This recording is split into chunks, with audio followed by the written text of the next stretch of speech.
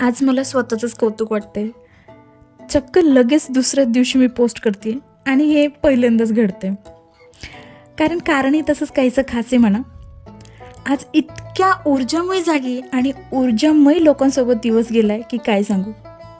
आपल्याला कधी कधी कायम अशी एक फिलिंग येत असते की माझ्याकडं तर सगळं आहे, तरीही कसली तरी कमी आहे, मला कसली तरी भुकेला आहे मी, पण ती भूक कसली आहे हे मात्र ठाऊक नसते.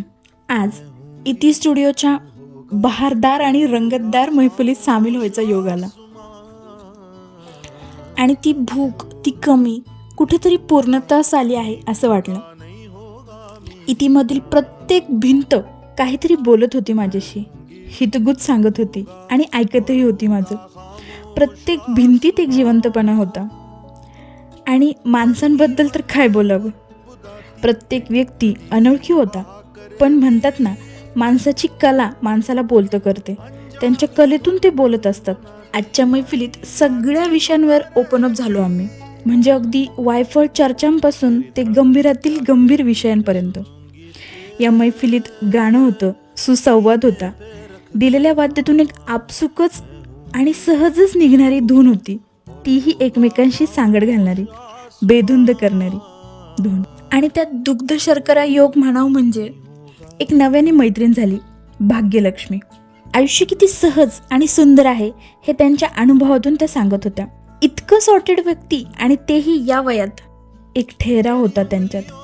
बियांपासून दागिन्यांची कल्पना किती मातीशी आणि आपलेपणाशी धरून आहे, आणि एवढ्या लोकांना एकत्र आणून त्यांना बोलतं करणं हे खरंच कमाल आहे. त्यासाठी कौतुक आहे दीपक तुझं. आणि मला सगळ्यात जास्त काय आवडलं असेल तर आपका प्यार भरा तोफा, ज्यात एक बुकमार्क आणि बिया होत्या. कालपासून दुसरं बुकमार्क आहे हे. जसं काही सारे युनिवर्स मला सांगते, श्वेता वाचन वाढव आणखी तुझं. आणि परत बी म्हटलं की जिव्हाळ्याचा विषय. यावर मला एक 7वीतील कविता आठवतीये, बहिणाबाईंची. धरत्रीच्या कोशीमधी बिया बियानं निजली, वरे पसरली माटी, जशी शाल पांघरली.